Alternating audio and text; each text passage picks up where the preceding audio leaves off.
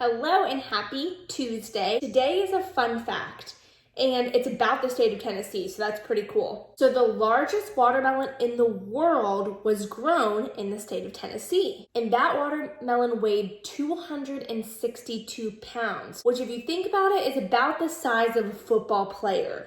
So that is pretty big and crazy and really cool that it was grown in our state. All right, today we're still working with 3D shapes. I tried my best to draw these 3D shapes, but I can't say I'm the world's best artist, but I did attempt.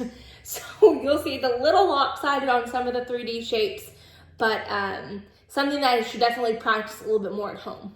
Today we're talking about making new 3D shapes. So for example, if we had this rectangular prism and a cube, so put together side by side just like this, what shape could you make? Could you make two rectangular prisms with two cubes like this or like this? Okay, this one is the correct answer and I will tell you why. So with this shape, we did not make this new shape because the first shapes did not stay the same. So rectangular prism and the cube are right next to each other with no space. So if I double that image, so if I take the same image as I see right here and double it up, we can put them on top of each other like this. But with this one, we have the cube on top of the rectangular prism, and that just doesn't work. So that part of it is wrong. This part of it is right, where the rectangular prism and the cube are next to each other just like this picture. But then when they did this one is not the same as this. You cannot make this new shape because the first shapes did not stay the same, because they put a cube on top of a rectangular prism instead of right next to it, just like this one. I know it's a little tricky, but you guys are doing awesome, so keep it up. All right, so we're gonna look at number one. So with the cylinder and the rectangular prism, if we put those two together, okay, so we're not gonna move any of the shapes around. The cylinder's gonna stay on top of the rectangular prism on each one. So if we just push them together, what shape is it going to look like?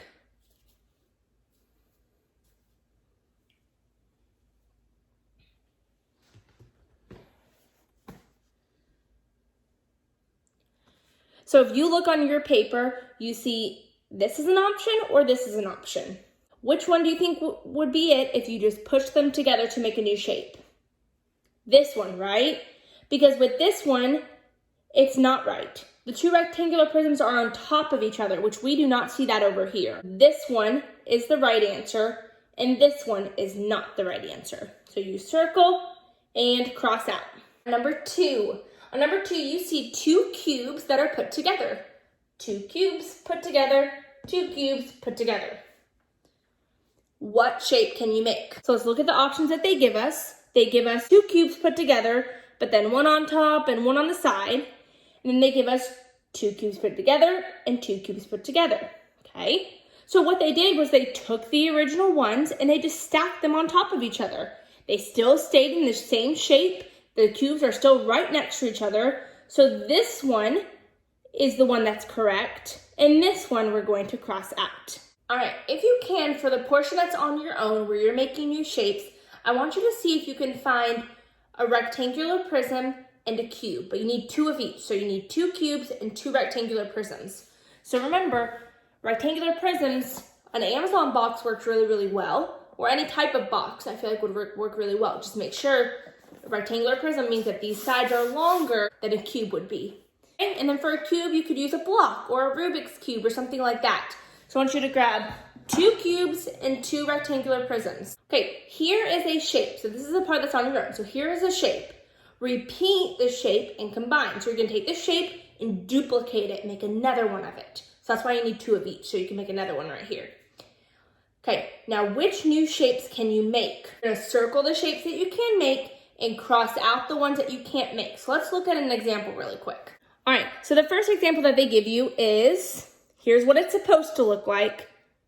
Here's our original shape, and here's our first one that they gave us, okay? Now we can see automatically that if we were to combine this, we would have two rectangular prisms and two cubes. This one has two cubes, but only one rectangular prism. So that one is not right. So we're gonna put an X over that one. So let's look at this one, okay? We have 2 rectangular prisms and 2 cubes, and look, they kept the same shape. So the cube is on top of the rectangular prism, okay? So it kept its same shape. So that one, circle, that one's correct. Now think, even if your shape is like this, okay, so the cube is on top of a rectangular prism, it's okay for our shape to turn this way, turn this way, turn this way, because they never changed shapes. Nothing is changing when I'm doing this. It's still the exact same shape. And then your writing and reasoning is, how are you able to make different shapes? So how are you able to combine these two to make a new shape? Thanks so much for being with me today. I know it was a little tricky, this one, because we don't have the shapes to be able to actually manipulate and hold and use. So that's why you really gotta try and find at home to see if you can find these different shapes. It'll help a lot when you're doing this paper on your own. So thank you so much, and I will see you again tomorrow. Bye.